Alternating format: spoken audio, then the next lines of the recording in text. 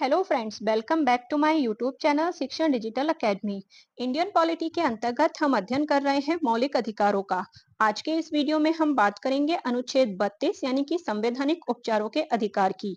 Video शुरू करने से पहले अगर अभी तक आपने मेरे चैनल को सब्सक्राइब नहीं किया है तो इसे सब्सक्राइब करें, शेयर करें तथा बेल आइकन प्रेस करना बिल्कुल ना भूलें, जिससे आपको मेरे आगे आने वाले सभी वीडियोस की नोटिफिकेशन प्राप्त हो सके। तो चलिए शुरू करते हैं आज का वीडियो।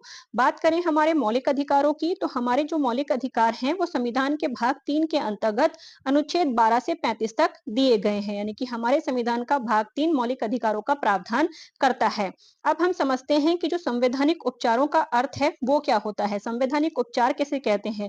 संवैधानिक उपचार किसी भी देश के संविधान द्वारा प्रदान किए गए उन कानूनी तंत्रों को संदर्भित करते हैं जो व्यक्तियों के मौलिक अधिकारों की रक्षा और उन्हें लागू करने के लिए होते हैं। यानी कि संवैधानिक उपचार एक ऐसा अधिकार है जो कि किसी भी देश के संविधान द्वारा प्रदान किया गया एक ऐसा कानून होता है जो कि व्यक्ति के मौलिक अधिकारों की रक्षा करता है तथा उनको लागू करवाने का काम करता है। अब हम देखते हैं कि भारत में संवैधानिक उपचारों का जो अधिकार है वो किस तरह से दिया गया है। तो संवैधानिक उपचारों का जो अधिकार है भारतीय संविधान में ही निहित है और एक तरह से हमारा मौलिक अधिकार ही है। यानी कि मौलिक अधिकारों को लागू कराने के लिए जो अधिकार दिया गया है वो भी मौलिक अधिकार ही है, यानी कि मौलिक अधिकारों के अंतर्गत ही उसको शामिल किया गया है। जब नागरिकों के मौलिक अधिकारों का उल्लंघन राज्य या फिर किसी अन्य निकाय के द्वारा किया जाता है, यानी कि नागरिकों के जो मौलिक अधिकार हैं जो भी उनको दिए गए हैं उनका उल्लंघन या राज्य करे या फिर कोई और अन्य निकाय करे, तब ये उपचार क्या करते हैं, न्यायपालिका से राहत मांगने का अधिकार जो नागरिक होते हैं उनको देते हैं। यानी कि नागरिकों के जो मौलिक अधिकार हैं उनका उल्लंघन होने पर नागरिक अपने मौलिक अधिकारों को दोबारा पाने के लिए या उनके अधिकारों को लागू करने के लिए न्यायपालिका के पास इस अनुच्छेद के अंतर्गत जा सकते हैं, इस अधिकार के तहत जा सकते हैं। भारतीय संविधान का जो अनुच्छेद 32 है उसमें निहित जो संवैधानिक उपचारों का अधिकार है उसमें कई सारे प्रावधान किए गए हैं। तो उन प्रावधानों को आगे हम देखेंगे जो भारत के मौलिक अधिकारों के उल्लंघन के खिलाफ एक सुरक्षा कवच के रूप में कार्य करता है। यानी कि जो हमारे संविधान का अनुच्छेद 32 है जो कि संवैधानिक उपचारों का अधिकार है, वो हमारे जो मौलिक अधिकार हैं उनके उल्लंघन के खिलाफ एक सुरक्षा कवच के रूप में कार्य करता है, यानी कि हमारे जो मौलिक अधिकार हैं उनकी सुरक्षा करता है। संवैधानिक उपचारों का अधिकार भारतीय संविधान के तहत जो इसके अंतर्गत प्रावधान किए गए हैं उनको हम देखेंगे। भारतीय संविधान का अनुच्छेद 32 पीड़ित नागरिक को, यानी कि जिसके मौलिक अधिकारों का हनन हुआ है, उसके अधिकारों के प्रवर्तन के लिए यानी कि उनको लागू करवाने के लिए संवैधानिक उपचारों का अधिकार प्रदान करता है। इस संबंध में निम्नलिखित 4 प्रावधान किए गए हैं, यानी कि अनुच्छेद जो 32 है उसके अंतर्गत 4 प्रावधान किए गए हैं। तो सबसे पहले हम बात करेंगे अनुच्छेद 32 ए की, कि अनुच्छेद 32 का पहला खंड है वो क्या कहता है। तो इस भाग के द्वारा प्रदत्त अधिकारों के, इस भाग का अर्थ है जो संविधान का भाग 3 है वो, इस भाग के द्वारा जो प्रदत्त अधिकार हैं उनके प्रवर्तन के लिए यानी कि उनको लागू कराने के लिए समुचित कार्यवाही द्वारा सर्वोच्च न्यायालय में याचिका दायर करने के अधिकार की गारंटी दी गई है। यानी कि इन अधिकारों को लागू करवाने के लिए कोई भी व्यक्ति सर्वोच्च न्यायालय में जा सकता है, इस बात की उसको गारंटी दी गई है। अर्थात मौलिक अधिकारों के प्रवर्तन के लिए सर्वोच्च न्यायालय में जाने का जो अधिकार है वो सुनिश्चित किया गया है। यहाँ पे हम बात सर्वोच्च न्यायालय की कर रहे हैं क्योंकि नॉर्मली जब हमारे साथ कोई भी घटना घटित होती है तो पहले जो लोअर कोर्ट होते हैं हम वहां जाते हैं, उसके बाद हाई कोर्ट जाते हैं, फिर सुप्रीम कोर्ट जाते हैं। लेकिन मौलिक अधिकारों के संबंध में ऐसा नहीं है। मौलिक अधिकारों के संबंध में अगर व्यक्ति को लगता है कि उसके मौलिक अधिकारों का उल्लंघन हुआ है तो वो सीधे सीधे सर्वोच्च न्यायालय जा सकता है। इस बात को अनुच्छेद 32 का 1 कहता है, यानी कि अनुच्छेद 32 के 1 में ये प्रावधान किया गया है कि कोई भी व्यक्ति अपने मौलिक अधिकारों के प्रवर्तन के लिए सर्वोच्च न्यायालय जा सकता है। आगे हम बात करते हैं अनुच्छेद 32(2) की। अनुच्छेद 32(2) क्या कहता है, तो उच्चतम न्यायालय को इस भाग द्वारा प्रदत्त अधिकारों में से किसी के प्रवर्तन के लिए, यानी कि इस भाग, यानी कि यहाँ पर इस भाग का अर्थ यही है कि जो संविधान का भाग 3 है जिसमें मौलिक अधिकार वर्णित है, तो मौलिक अधिकारों के प्रवर्तन के लिए कोई भी निर्देश या फिर कोई भी आदेश या कहीं रिट जारी करने की जो शक्ति है वो हमारे सर्वोच्च जो न्यायपालिका है उसको दी गई है, जिसके अंतर्गत बंदी प्रत्यक्षीकरण, परमादेश, प्रतिषेध, अधिकार प्रच्छा और उत्प्रेषण रिट शामिल है। यानी कि जो हमारी सर्वोच्च न्यायालय है उसको इस तरह की जो रिट है उनको जारी करने का अधिकार है वो आर्टिकल 32(2) के तहत दिया गया है। अब बात करते हैं अनुच्छेद 32(3) की। तो अनुच्छेद 32(3) में क्या कहा गया है, इसमें जो एक खंड 1 है यानी कि 32 का 1 और 32 का 2, इसके द्वारा सर्वोच्च न्यायालय को जो प्रदान की गई शक्तियां हैं उन पर बिना प्रतिकूल प्रभाव डाले, यानी कि जो शक्तियां सर्वोच्च न्यायालय को दी गई हैं उन पर कोई भी प्रतिकूल प्रभाव डाले बिना संसद विधि द्वारा किसी अन्य न्यायालय को अपने अधिकार क्षेत्र की स्थानीय सीमाओं के भीतर खंड 2 के अधीन सर्वोच्च न्यायालय द्वारा प्रयोग की जा सकने वाली किसी शक्ति का प्रयोग करने के लिए सशक्त कर सकेगी। इसमें कहने का अर्थ ये है कि हमारे संविधान ने खंड 1 और खंड 2 के तहत जो शक्ति सर्वोच्च न्यायालय को दी है, अगर संसद चाहे तो ऐसी ही शक्ति किसी दूसरे न्यायालय को भी दे सकती है, लेकिन उन शक्तियों की वजह से जो सर्वोच्च न्यायालय की शक्तियां हैं उन पर कोई भी प्रतिकूल प्रभाव नहीं पड़ना चाहिए। अर्थात संसद सर्वोच्च न्यायालय की शक्तियों पर प्रतिकूल रूप से प्रभाव डाले बिना किसी अन्य न्यायालय को सभी प्रकार के निर्देश जो कि सर्वोच्च न्यायालय के पास हैं, निर्देश, आदेश या फिर रिट जारी करने का जो भी अधिकार है वो दे सकती है। तो ये संसद की शक्ति के बारे में बात करता है। यहाँ पर किसी अन्य न्यायालय, यानी कि जैसे भी हमने ऊपर देखा किसी अन्य न्यायालय को भी वो इस तरह की शक्तियां संसद दे सकती है। तो यहाँ पर किसी अन्य न्यायालय जो वाक्यांश है उसमें उच्च न्यायालय शामिल नहीं है, यानी कि उच्च न्यायालय को इसमें शामिल नहीं किया गया है। ऐसा इसलिए है क्योंकि हमारा संविधान ही अनुच्छेद 226 के तहत पहले से ही उच्च न्यायालय को यह शक्ति प्रदान करता है, यानी कि हमारे संविधान में आर्टिकल 32 के तहत आप सर्वोच्च न्यायालय और आर्टिकल 226 के तहत आप उच्च न्यायालय जा सकते हैं। तो इसमें उच्च न्यायालय शामिल नहीं है क्योंकि उसको जो हमारा संविधान है वो पहले से ही ऐसी शक्तियां देता है, तो संसद को किसी भी तरह का प्रावधान करके उसको शक्तियां देने की कोई जरूरत नहीं पड़ती है। जो हमारी संसद है वो बाकी के जो और लोअर कोर्ट हैं उनको ये अधिकार चाहे तो दे सकती है। आगे हम बात करते हैं अनुच्छेद 32(4) की।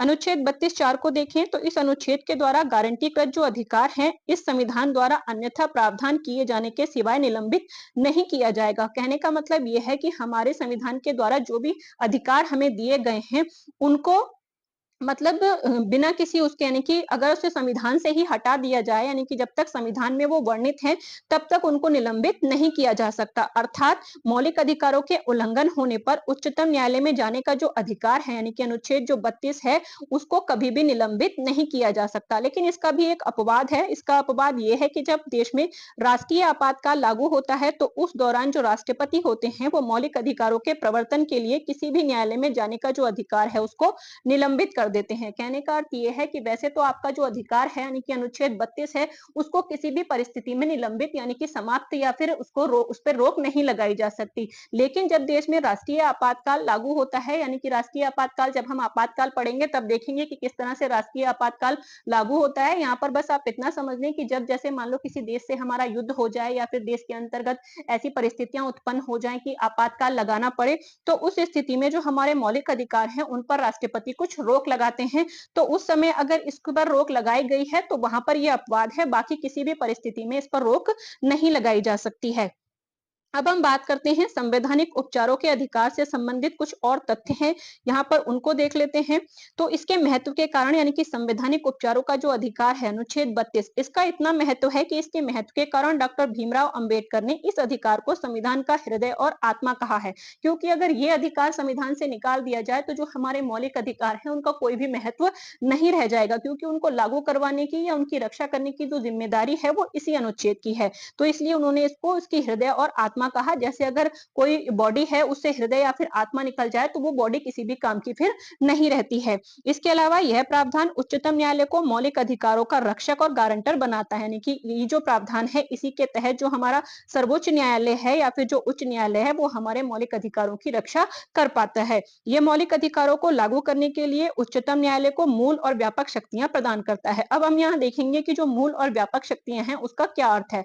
तो सबसे पहले बात करते हैं मूल शक्तियों की कि सर्वोच्च न्यायालय की मूल शक्तियां क्या हैं। तो एक पीड़ित नागरिक, यानी कि जिसके अधिकारों का हनन हुआ है, वो सीधे उच्चतम न्यायालय यानी कि सर्वोच्च न्यायालय जा सकता है। जरूरी नहीं है कि वे अपील के माध्यम से ही ऐसा करें। मतलब वही है कि नॉर्मली हम पहले लोअर कोर्ट में जाते हैं, उसके बाद अपील करके हम उसके बाद हाई कोर्ट और उसके बाद सुप्रीम कोर्ट जाते हैं, लेकिन इसमें ऐसा नहीं है। यानी कि यहाँ पर मूल शक्ति है उसकी कि शुरुआत में ही आप सर्वोच्च न्यायालय जा सकते हैं। व्यापक शक्तियों की बात करें तो इस संबंध में सर्वोच्च न्यायालय की जो शक्तियां हैं केवल आदेश निर्देश जारी करने तक ही सीमित नहीं है। यानी कि जो सर्वोच्च न्यायालय है वो इस संदर्भ में केवल आदेश या फिर निर्देश ही जारी नहीं देगा बल्कि रिट भी जारी कर सकता है, ताकि इन अधिकारों की जो लागू है इन अधिकारों को करवाया जा सके। यहाँ पर एक नोट है, पहले उसे देख लेते हैं। तो इस संबंध में सर्वोच्च न्यायालय की जो शक्तियां हैं, किसी अन्य न्यायालय के समवर्ती होती हैं, जिन्हें संसद द्वारा इस उद्देश्य के लिए सशक्त बनाया गया है। उदाहरण के लिए अनुच्छेद 226 के तहत उच्च न्यायालयों का रिट अधिकार क्षेत्र, यानी कि जो अनुच्छेद 226 है, उसके तहत हमारा जो उच्च न्यायालय होते हैं, जो भी है हमारे देश में जितने भी, वो उसके अलावा जो सर्वोच्च न्यायालय है, दोनों को ही रिट जारी करने की शक्ति है। इसके अलावा संसद चाहे तो किसी और न्यायालय को भी विधि बनाकर ये शक्ति प्रदान कर सकती है। अनुच्छेद 32 के तहत केवल मौलिक अधिकारों को लागू किया जा सकता है, किसी और अधिकार को नहीं लागू किया जा सकता। मतलब जो अनुच्छेद 32 है, ये सिर्फ मौलिक अधिकारों पर ही काम करता है, लेकिन जो हमारे संविधान का अनुच्छेद 226 है, जिसके तहत जो उच्च न्यायालय है, उनको ये शक्ति प्रदान की गई है। तो जो उच्च न्यायालय की शक्तियां हैं, वो इस मामले में थोड़ी ज्यादा हैं, क्योंकि वो मौलिक अधिकारों के साथ-साथ जो और दूसरे हमारे अधिकार होते हैं, उनको लागू करवाने के लिए भी रिट जारी कर सकते हैं। यानी कि यहाँ पे जो उच्च न्यायालय है, उनकी शक्ति सुप्रीम कोर्ट से थोड़ी ज्यादा होती है। अब हम बात करते हैं संवैधानिक उपचारों के अधिकार पर सर्वोच्च न्यायालय के क्या विचार हमारे रहे हैं, कि सर्वोच्च न्यायालय जो हमारे संवैधानिक उपचारों का अधिकार है, उसके बारे में क्या सोचता है।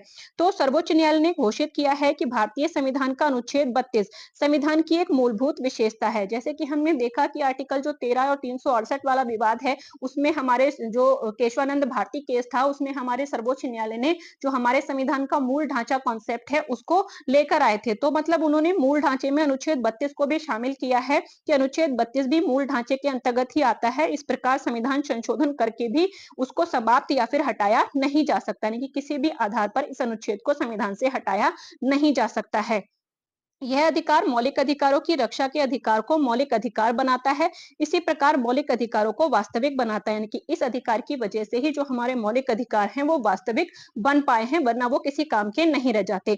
अब हम बात करते हैं कि सर्वोच्च न्यायालय या फिर जो उच्च न्यायालय है, उनके द्वारा जो रिट जारी करी जाती हैं, वो क्या होती हैं। तो भारत के संदर्भ में बात करें तो रिट एक न्यायालय द्वारा जारी किए गए औपचारिक लिखित आदेश को संदर्भित करते हैं। यानी कि रिट क्या होती है, न्यायपालिका के द्वारा एक औपचारिक लिखित आदेश होता है, जिसका उद्देश्य मौलिक अधिकारों को लागू करना और कानून में जो गलतियां हो गई होती हैं, उनको सुधारना होता है। यानी कि कानून में जरूरी नहीं है कि कानून हमेशा सही हो, अगर उसकी वजह से कोई गलती हो गई है, जिसकी वजह से लोगों के मौलिक अधिकारों का हनन हो रहा है, तो उनको समाप्त कराना है। भारत में रिट जारी करने की जो शक्ति है, वो केवल सर्वोच्च न्यायालय अनुच्छेद 32 के तहत और उच्च न्यायालय अनुच्छेद 226 को ही प्रदान की गई है। यानी कि रिट जारी करने की जो शक्ति है, वो केवल केवल उच्च न्यायालय और सर्वोच्च न्यायालय के पास है। जो लोअर कोर्ट होते हैं, उनके पास इस तरह की कोई भी शक्ति नहीं है। परंतु जैसा कि हमने ऊपर पढ़ा, अनुच्छेद 32 के प्रावधानों के अनुसार संसद किसी अन्य न्यायालय को भी रिट जारी करने का अधिकार दे सकती है, अगर उसे लगता है तो। लेकिन उससे जो उच्च न्यायालय या सर्वोच्च न्यायालय है, उनकी जो शक्ति है, उस पर प्रतिकूल प्रभाव नहीं पड़ना चाहिए,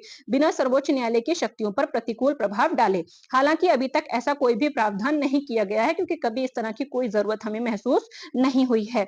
भारत की बात करें कि भारत में जो रिट का प्रावधान है, वो कहां से लिया गया, तो भारत में रिट की जो विशेषताएं हैं, वो ब्रिटेन के संविधान से उधार ली गई हैं। उधार लेने का अर्थ है, जैसे कि आप सभी जानते होंगे कि जब हमारा संविधान बनाया गया था, तो जो संविधान निर्माता थे, उन्होंने बहुत सारे संविधानों का अध्ययन करने के पश्चात संविधान का निर्माण किया था। तो ये जो विशेषता है, वो ब्रिटेन के संविधान से ली गई है। ब्रिटेन के संविधान में इन्हें विशेषाधिकार रिट के रूप में जाना जाता है। अब हम बात करते हैं रिट याचिका की, कि रिट याचिका क्या होती है। अभी हमने देखा कि रिट क्या होती है, अब देखते हैं रिट याचिका किसे कहते हैं। रिट याचिका एक औपचारिक लिखित आवेदन या फिर अनुरोध है, यानी कि किसी व्यक्ति के द्वारा आवेदन जब कोर्ट में किया जाता है, तो उसे रिट याचिका कहते हैं, जो कि सर्वोच्च न्यायालय या फिर उच्च न्यायालय को रिट जारी करने के लिए प्रस्तुत किया जाता है। यानी कि जब व्यक्ति को लगता है कि उसके मौलिक अधिकारों का उल्लंघन हुआ है, तो वो एक औपचारिक लिखित आवेदन न्यायालय में देता है, ताकि वो रिट जारी करने के लिए आदेश दे सके। ये याचिकाएं कोई भी व्यक्ति, कोई भी संगठन या किसी भी संस्था के द्वारा अपने मौलिक अधिकारों की रक्षा करने के लिए, वैधानिक अधिकारों को लागू करने या फिर सरकारी या फिर जो प्रशासनिक कार्य होते हैं, उनको चुनौती देने के लिए न्यायालय के अधिकार क्षेत्र का आह्वान करने के लिए दायर की जाती है। यानी कि न्यायालय को उसमें दखल करने के लिए दायर की जाती है, कि न्यायालय उसमें देखे कि वो काम सही हो रहा है या नहीं हो रहा है, और अगर किसी के अधिकारों का उल्लंघन हो रहा है, तो वो ना हो, ऐसा करने के लिए दायर की जाती है। अब हम यहाँ देखेंगे कि रिट कितने प्रकार की होती है, कौन कौन सी रिट जो हमारी सर्वोच्च न्यायालय या जो उच्च न्यायालय है, वो जारी कर सकते हैं। तो भारत में सर्वोच्च न्यायालय या फिर जो उच्च न्यायालय है, या किसी अन्य अधिकृत न्यायालय का अर्थ यही है कि संसद विधि के द्वारा कोई कानून बनाकर उनको ये शक्तियां दे दे। तो वो सभी 5 प्रकार की रिट जारी कर सकते हैं। पहली है बंदी प्रत्यक्षीकरण, जिसे हैबियस कॉर्पस कहते हैं। इसके नाम दोनों में ही आ जाते हैं, इसलिए मैंने दोनों में लिखा है, हिंदी और इंग्लिश दोनों में। उसके बाद दूसरी है उत्प्रेषण, जिसे सर्श्योरी कहते हैं। उसके बाद तीसरी है हमारी प्रतिषेध, जिसे प्रोहिबिशन कहते हैं। उसके बाद है परमादेश जिसे मैंडमस कहते हैं, और सबसे लास्ट है अधिकार प्रच्छा जिसे को वारंटो कहते हैं। तो ये 5 तरह की रिट होती हैं जिनको हमारी सर्वोच्च न्यायालय या फिर जो उच्च न्यायालय होते हैं वो जारी करते हैं। सबसे पहले हम बात करेंगे पहली वाली की, जो कि है बंदी प्रत्यक्षीकरण। इसका जो शाब्दिक अर्थ होता है वो होता है शरीर को सामने प्रस्तुत करना, यानी कि किसी की जो बॉडी है, जो शरीर है, उसको सामने न्यायपालिका के सामने लेकर आना। इसके द्वारा न्यायालय बंदीकर्ता व्यक्ति को, यानी कि जिस व्यक्ति ने किसी को गिरफ्तार किया है, जो बंदीकर्ता व्यक्ति है जिसने गिरफ्तार किया है, चाहे यहाँ पर वो पुलिस या आर्मी कुछ भी हो सकता है, तो उसको ये आदेश देता है कि वे गिरफ्तार व्यक्ति को 24 घंटे के भीतर न्यायालय के सामने प्रस्तुत करे, जिससे न्यायालय बंदीकरण के आधारों पर विचार कर सके, यानी कि न्यायालय इस बात पर विचार कर सके कि जो उसको गिरफ्तार करने के जो भी आधार हैं वो क्या हैं, सही हैं या गलत हैं। यदि बंदीकरण विधि सम्मत ना हो, यानी कि कानून के अकॉर्डिंग अगर वो उसकी जो गिरफ्तारी है वो सही ना हो, तो गिरफ्तार व्यक्ति को मुक्त करने का आदेश जारी किया जा सकता है। यानी कि किसी व्यक्ति को अगर गलत तरीके से गिरफ्तार किया गया है, तो न्यायालय में बंदी प्रत्यक्षीकरण की रिट दायर मतलब की जाती है, और न्यायालय फिर जो बंदी प्रत्यक्षीकरण रिट है उसको जारी करता है और व्यक्ति की गिरफ्तारी सही है या नहीं है उसको देखता है। जिस प्रकार यह रिट मनमाने ढंग से हिरासत में लिए जाने के विरुद्ध व्यक्तिगत स्वतंत्रता की रक्षा करती है, यानी कि इस प्रकार इस रिट से क्या होता है कि मनमाने ढंग से किसी को हिरासत में लिए जाने के विरुद्ध उसके व्यक्तिगत जो स्वतंत्रता है उसके अधिकार की रक्षा करती है। यह रिट सार्वजनिक प्राधिकरणों, निजी व्यक्तियों दोनों के विरुद्ध जारी की जा सकती है, यानी कि ऐसा नहीं है कि सिर्फ सरकारी जो अधिकारी होते हैं उनके खिलाफ ही, बल्कि निजी व्यक्ति यानी कि किसी दूसरे व्यक्ति ने भी अगर किसी व्यक्ति को छुपा कर रख लिया है कहीं पर, तो उसके विरुद्ध भी जारी की जा सकती है। हालांकि ये उन मामलों में जारी नहीं की जा सकती, लेकिन कुछ मामले ऐसे होते हैं जहां पर ये रिट काम नहीं करती, जबकि हिरासत वैध हो, यानी कि कोई आतंकवादी है या कोई कुछ भी है, उसको हिरासत में लिया गया है, तो जब हिरासत वैध हो तो वहां पर ये लागू नहीं होती। कार्यवाही किसी विधायिका या न्यायालय की अवमानना के लिए, यानी कि किसी ने विधायिका या फिर न्यायपालिका की अवमानना की है और उसके लिए कोई कार्यवाही की जा रही है, तो उसमें ये लागू नहीं होती। हिरासत एक सक्षम न्यायालय द्वारा ही की गई है, यानी कि न्यायालय के द्वारा ही ऑर्डर दिया गया है। इसके अलावा हिरासत न्यायालय के क्षेत्राधिकार से बाहर हो, यानी कि उस न्यायालय के क्षेत्राधिकार से बाहर हो, तब भी न्यायालय इस तरह की रिट जारी नहीं कर सकता। अब हम बात करते हैं दूसरे रिट की, जो कि है परमादेश। परमादेश का जो शाब्दिक अर्थ होता है वो होता है हम आदेश देते हैं, यानी कि हम ऑर्डर देते हैं। यह न्यायालय द्वारा किसी सार्वजनिक अधिकारी को जारी किया गया आदेश है, यानी कि एक तरह से जो भी सरकारी अधिकारी होते हैं वो अपने पोस्ट पर जो भी उन्हें काम करने की जिम्मेदारी होती है उसको करने के लिए बाध्य होते हैं। तो जब वो कोई अधिकारी ऐसे काम को नहीं कर रहा होता है, तो इस तरह की रिट जारी की जा सकती है कि हम आदेश देते हैं कि आप इस कार्य को करें। उसमें उसे अपने आधिकारिक कर्तव्यों का पालन करने के लिए कहा जाता है, कि उस पोस्ट पर रहते हुए जो भी उसके कर्तव्य हैं उनको करने को कहा जाता है, जिसे पूरा करने में वो विफल रहा है या फिर उसने करने से इनकार कर दिया है। जैसे कि मान लो आप कोई काम कराने के लिए गए और उस व्यक्ति ने मना कर दिया, जबकि उसका वो कार्य है, तो आप न्यायालय से इस तरह की रिट जारी कर सकते हैं कि वो जो अधिकारी है अपनी पोस्ट पर रहते हुए भी अपने कार्य को नहीं कर रहा है। इसे किसी सार्वजनिक अधिकारी, सार्वजनिक निकाय, निगम, अवर न्यायालय, न्यायाधिकरण, सरकार को समान उद्देश्य के लिए जारी किया जाता है, यानी कि इन सब के लिए जारी किया जा सकता है। लेकिन यह रिट किनके खिलाफ जारी नहीं की जा सकती, तो किसी निजी व्यक्ति की, यानी कि किसी निजी व्यक्ति को कोई काम करने के लिए आप बाध्य नहीं कर सकते, तो किसी निजी व्यक्ति या निजी निकाय के खिलाफ इसे जारी नहीं किया जाता। इसके अलावा विभागीय निर्देशों को लागू करने के लिए जिसमें वैधानिक शक्ति नहीं है, यानी कि ऐसा कोई सा विभाग जो कि कानूनन जिसके पास शक्ति प्राप्त नहीं है, तो उसके उसमें भी किसी व्यक्ति को कोई कार्य करने के लिए बाध्य नहीं किया जा सकता। इसके अलावा जब कर्तव्य विवेकाधीन प्रकृति का हो, यानी कि जब कर्तव्य उसका ऐसा हो जिसमें वही व्यक्ति विवेक के अनुसार ही निर्णय लेगा, जैसे कि मतलब जो राष्ट्रपति की कुछ शक्तियां ऐसी होती हैं जो विवेकाधीन होती हैं, यानी कि उनके ऊपर प्रेशर नहीं होता कि उनको वो काम करना ही है या नहीं करना है, मतलब वो अपने दिमाग से सोचकर कर सकते हैं जो उन्हें ठीक लगेगा। तो जो विवेकाधीन प्रकृति का कोई कर्तव्य होता है, तो उसके लिए भी इस रिट को जारी नहीं किया जाता है। भारत के राष्ट्रपति, राज्यों के राज्यपाल और उच्च न्यायालय के जो मुख्य न्यायाधीश होते हैं उनके खिलाफ भी ये रिट जारी नहीं की जाती, क्योंकि उनके पास भी इस तरह के जो विवेकाधीन प्रकृति के कर्तव्य होते हैं वो होते हैं। अब बात करते हैं हम अगली रिट की। अगली रिट की बात करें तो वो है प्रतिषेध। इसका जो शाब्दिक अर्थ होता है वो होता है निषेध करना, यानी कि किसी काम को करने से रोकना। जैसे ऊपर वाला है उसमें किसी काम को करने के लिए बोला जाता है, इसमें किसी काम को करने से रोका जाता है। यह उच्च न्यायालय द्वारा निचली अदालतों या फिर जो निचले न्यायाधिकरण होते हैं उनके अधिकार क्षेत्र या अतिक्रमण करने या उसके अधिकार क्षेत्र का अतिक्रमण करने से रोकने के लिए जारी किया जाता है। मतलब कोई निचली अदालत है वो इस तरह के किसी केस पर फैसला दे रही है जिस पर उसे फैसला नहीं देना चाहिए, मतलब वो उसके अधिकार क्षेत्र से बाहर है, है। तो इस तरह के फैसले को करने से रोकने के लिए ये रिट जारी की जाती है। जिस प्रकार जो परमादेश यानी कि जो ऊपर देखा हमने वो रिट कार्य करने के लिए जारी की जाती है, वहीं जो ये दूसरी रिट है उसे निषेधाज्ञा यानी कि रिट निष्क्रियता का निर्देश देता है, यानी कि यहाँ पर कार्य करने से रोका जाता है। यह रिट केवल न्यायिक और अर्ध न्यायिक निकायों के खिलाफ ही जारी की जा सकती है। इसकी जो स्पेशल बात है वो यही है कि ये जो रिट होती है वो सिर्फ और सिर्फ जो न्यायिक या फिर अर्ध न्यायिक निकाय होते हैं उन्हीं के खिलाफ जारी की जाती है, क्योंकि वही फैसला लेते हैं, यानी कि वही कोई ऐसा फैसला कर रहे होते हैं जो उनके न्यायिक क्षेत्र से बाहर होता है, तो उनके लिए इसे जारी किया जाता है। इसे प्रशासनिक प्राधिकरणों, विधायी निकायों या फिर जो निजी संस्थान होते हैं उनके खिलाफ जारी नहीं किया जा सकता है। आगे हम बात करते हैं अगली रिट की, जो कि है उत्प्रेषण। उत्प्रेषण का जो शाब्दिक अर्थ होता है वो होता है प्रमाणित होना या फिर सूचित किया जाना किसी को, यानी कि बताना उसको। तो यह उच्च न्यायालय द्वारा निचली अदालत या फिर न्यायाधिकरण को या तो उसके पास लंबित किसी मामले को अपने पास स्थानांतरित करने या फिर किसी मामले में उसके आदेश को रद्द करने के लिए जारी किया जाता है। इसमें क्या होता है, जैसे निचली ये भी कोर्ट से ही संबंधित होती है, यानी कि जो न्याय विभाग होता है उसी से संबंधित होती है। तो इसमें क्या होता है, जैसे कि कोई कोर्ट है, उस निचली कोर्ट में कोई मामला चल रहा है, तो जो उच्च न्यायालय या फिर जो सर्वोच्च न्यायालय होंगे वो उस केस को अपने पास यानी कि उच्च न्यायालय या फिर जो सर्वोच्च न्यायालय है वहां पर मंगाने के लिए, यानी कि उस केस को ट्रांसफर कराने के लिए ऊपर उसके लिए जारी किया जाता है। या फिर अगर निचली अदालत ने कोई फैसला दे दिया है तो उस फैसले को रद्द करके जो ऊपरी अदालत है वो नया फैसला देने के लिए इस तरह से केस को अपने पास मंगाती है और उसके लिए इस रिट को जारी किया जाता है। मतलब देखें तो इस रिट का जो अधिकार क्षेत्र है वो अधिक या अधिकार क्षेत्र की कमी या कानून की त्रुटि के आधार पर जारी किया जाता है, यानी कि या तो अधिकार क्षेत्र से अधिक कोई कार्य कर रहा हो, यानी कि जो उसके अधिकार क्षेत्र में नहीं है उस पर कोई फैसला दे रहा हो, या फिर अधिकार क्षेत्र में कमी करने के लिए, या फिर कोई कानून की त्रुटि हो गई है तो उसको सुधारने के लिए जारी किया जाता है। इस प्रकार जबकि प्रतिषेध जो रिट है, यानी कि जो ऊपर वाली रिट है वो केवल निवारक है, यानी कि उसमें सिर्फ निवारण किया जाता है किसी काम का, जबकि जो उत्प्रेषण रिट है वो निवारक भी है, यानी कि जो वर्तमान समस्या चल रही है उसका निवारण तो करती ही है, लेकिन जो फैसला किया जा चुका है उसका भी उपचार कर दिया, यानी कि निवारक और उपचारात्मक दोनों तरह की है। यह न्यायिक और अर्ध न्यायिक तथा साथ ही प्रशासनिक प्राधिकरणों के खिलाफ भी जारी किया जा सकता है, यानी कि इसमें ये न्यायिक और अर्ध न्यायिक जो संस्थाएं होती हैं उनके साथ साथ जो प्रशासनिक प्राधिकरण होते हैं उनके खिलाफ भी जारी की जा सकती है। लेकिन ये विधायी निकायों, निजी व्यक्तियों या फिर निजी जो निकाय होते हैं उनके खिलाफ उपलब्ध नहीं है, कि उनके खिलाफ इसको जारी नहीं किया जा सकता है। अब जो हमारी लास्ट रिट है वो है अधिकार प्रच्छा।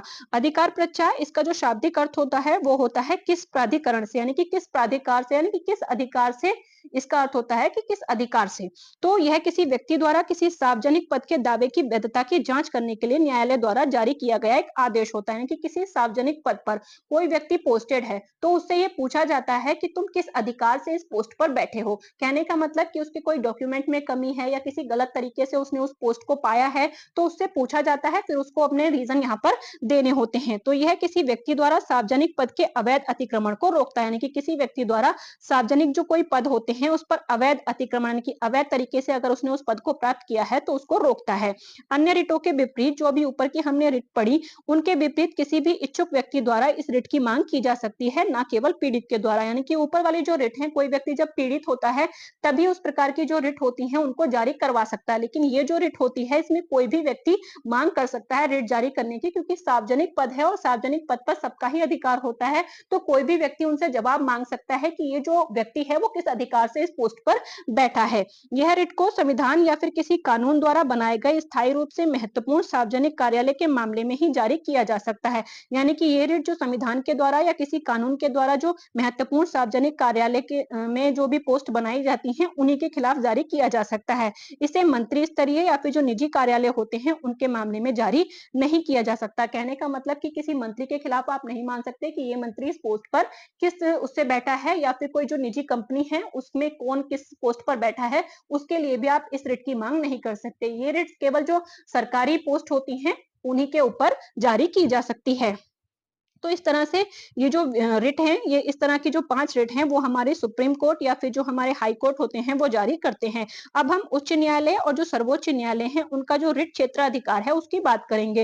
रिट क्षेत्राधिकार का अर्थ है कि किन-किन क्षेत्रों में या किस तरह की शक्तियां जो हमारे सुप्रीम कोर्ट और हाई कोर्ट है उनको दी गई हैं। तो सर्वोच्च न्यायालय और उच्च न्यायालयों का रिट अधिकार क्षेत्र 3 मामलों में भिन्न होता है, यानी कि दोनों में जो रिट जारी करने की जो शक्ति होती है, जो उनका क्षेत्राधिकार होता है वो एक दूसरे से कुछ अलग होता है। तो यहाँ पर हम देखेंगे कि वो किस तरह से अलग होता है। तो सबसे पहले हम बात करते हैं क्षेत्र की। अगर क्षेत्र की बात करें तो जो सर्वोच्च न्यायालय होता है वो केवल मौलिक अधिकारों के प्रवर्तन के लिए ही रिट जारी करता है। यानी कि अनुच्छेद 32 के तहत केवल और केवल मौलिक अधिकारों पर ही रिट जारी करने की जो शक्ति है वो हमारी सर्वोच्च न्यायालय के पास है। लेकिन जो हमारा हाई कोर्ट होता है वो केवल मौलिक अधिकारों के प्रवर्तन के लिए नहीं बल्कि किसी भी अन्य उद्देश्य के लिए भी रिट जारी कर सकता है। यानी कि जो हमारा हाई कोर्ट होते हैं उनके पास मौलिक अधिकारों के साथ साथ जो और अधिकार होते हैं उन पर भी रिट जारी करने की शक्ति होती है। यानी कि इस प्रकार जो उच्च न्यायालय होते हैं उनका जो रिट क्षेत्राधिकार है वो सर्वोच्च न्यायालय से अधिक शक्तिशाली है। यानी कि कहें कि सर्वोच्च न्यायालय के पास कम शक्तियां हैं इस मामले में और जो उच्च न्यायालय हैं उनके पास ज्यादा शक्तियां हैं। अब हम बात करते हैं दूसरे की, तो दूसरा है क्षेत्रीय अधिकार। क्षेत्रीय अधिकार की बात करें तो जो सर्वोच्च न्यायालय है वो पूरे भारत के क्षेत्र में किसी भी व्यक्ति या किसी भी सरकार के खिलाफ रिट जारी कर सकता है। क्योंकि वो सर्वोच्च न्यायालय है, पूरे देश के लिए एक ही है, तो वो पूरे देश में किसी भी क्षेत्र के लिए, किसी भी राज्य के लिए, किसी भी सरकार के खिलाफ हमें रिट जारी करके दे सकता है। लेकिन जो उच्च न्यायालय होते हैं वो केवल अपने क्षेत्राधिकार के भीतर रहने वाले व्यक्ति, अपने क्षेत्राधिकार के भीतर स्थित जो भी सरकार या फिर जो भी प्राधिकरण होते हैं सिर्फ उनके खिलाफ ही रिट जारी कर सकते हैं। मतलब अपने जो भी, जैसे कोई भी क्या बोलते हैं, हाई कोर्ट है, उसका क्षेत्राधिकार जितना ही होगा। जैसे कि कुछ हाईकोर्ट हमारे ऐसे भी हैं जो 2 राज्यों का जो काम है वो संभालते हैं, या कुछ हाईकोर्ट हमारे ऐसे भी हैं जो 2 राज्यों के साथ-साथ कुछ जो केंद्र शासित प्रदेश हैं, उनका भी कार्य संभालते हैं। तो जो भी उनका क्षेत्राधिकार होगा, यानी कि जिसके जो भी उनके अंतर्गत क्षेत्र आता होगा, उनके जो भी सरकार या फिर जो भी प्राधिकरण होंगे, उनके खिलाफ ही रिट जारी कर सकता है। जो सुप्रीम कोर्ट है वो पूरे देश में कहीं भी कर सकता है। जो हाई कोर्ट होते हैं उनका जो भी क्षेत्र होगा वो उसके अंतर्गत ही कर सकते हैं। यानी कि अपने क्षेत्राधिकार के बाहर केवल तभी कार्यवाही का आदेश दे सकते हैं, और अपने क्षेत्र के बाहर अगर उनको कभी रिट जारी करने की आवश्यकता पड़ती है तो वो तभी जारी कर सकते हैं जब उनके पास उसके लिए कोई कारण हो, उसके क्षेत्राधिकार के भीतर उत्पन्न होता है। यानी कि उसको जारी करने का कोई कारण उनके क्षेत्राधिकार के भीतर आता हो, तभी वो जारी कर सकते हैं। इस प्रकार रिट जारी करने के लिए सर्वोच्च न्यायालय का जो क्षेत्रीय क्षेत्राधिकार है, यानी कि क्षेत्र के संबंधित जो बात है वो क्या है, उच्च न्यायालय से अधिक व्यापक है। कहने का मतलब यहाँ पर जो सर्वोच्च न्यायालय है उनके पास शक्तियां ज्यादा हैं और जो हमारे उच्च न्यायालय हैं उनके पास कम है। इसके बाद बात करते हैं विवेकाधिकार की, यानी कि अपने विवेक से जो अधिकार उनको मिले हुए हैं, यानी कि विवेक के आधार पर जो फैसले लेने का अधिकार उनको मिला हुआ है उसकी। तो अनुच्छेद 32 के तहत उपाय अपने आप में एक मौलिक अधिकार है। इसलिए जो सर्वोच्च न्यायालय है उनको न्यायालय ने अपने रिट अधिकार क्षेत्र का प्रयोग करने से इनकार नहीं कर सकता। कहने का अर्थ यह है कि क्योंकि जो अनुच्छेद 32 यानी कि जो सर्वोच्च न्यायालय है वो अनुच्छेद 32 के तहत रिट जारी करता है, और क्योंकि अनुच्छेद 32 खुद में एक मौलिक अधिकार है और मौलिक अधिकारों का उल्लंघन कोई नहीं कर सकता, इसलिए जो सर्वोच्च न्यायालय है वो रिट जारी करने के लिए मना नहीं कर सकता। यानी कि अगर सर्वोच्च न्यायालय के पास आप अनुच्छेद 32 के तहत रिट की मांग करने के लिए जाते हैं तो वो, क्योंकि हमारा मौलिक अधिकार है अनुच्छेद 32, तो जो सर्वोच्च न्यायालय है वो उस पर रिट जारी करने से मना नहीं कर सकता। लेकिन अगर बात करें अनुच्छेद 226 यानी कि जो हाई कोर्ट है उनकी, तो अनुच्छेद 226 के तहत उपाय विवेकाधिकार पर आधारित होते हैं, यानी कि उसके विवेक पर, जो उच्च न्यायालय होते हैं उनके विवेक पर निर्भर करते हैं। कहने का अर्थ यह है कि अगर जो हाई कोर्ट होते हैं उनको ऐसा लगता है कि रिट जारी नहीं की जानी चाहिए तो वो अपने जो रिट क्षेत्राधिकार का प्रयोग करने से मना भी कर सकते हैं, यानी कि वो रिट जारी करने से मना भी कर सकते हैं। जबकि सुप्रीम कोर्ट ऐसा नहीं कर सकता, क्योंकि वो केवल आर्टिकल 32 के तहत ही रिट जारी करता है, जो कि खुद में हमारा एक मौलिक अधिकार है और मौलिक अधिकारों को मना नहीं किया जा सकता। लेकिन आर्टिकल 226 के तहत जो हाई कोर्ट है वो रिट जारी करने से मना कर सकते हैं, क्योंकि उनके पास इस बात का विवेकाधिकार है कि किस मामले पर रिट जारी करनी है और किस पर नहीं करनी है। तो इस तरह से इनमें दो ये छोटे छोटे डिफरेंस हैं। तो इस तरह आज के वीडियो में हमने बात करी अनुच्छेद 32 की, जो कि हमारे जो मौलिक अधिकार हैं उनके रक्षा की बात करता है। उम्मीद करती हूँ आपको ये वीडियो पसंद आया होगा। अगर आप इसी तरह से इंडियन पॉलिटी मेरे साथ पढ़ना चाहते हैं तो बने रहिए मेरे साथ। Thank you for watching.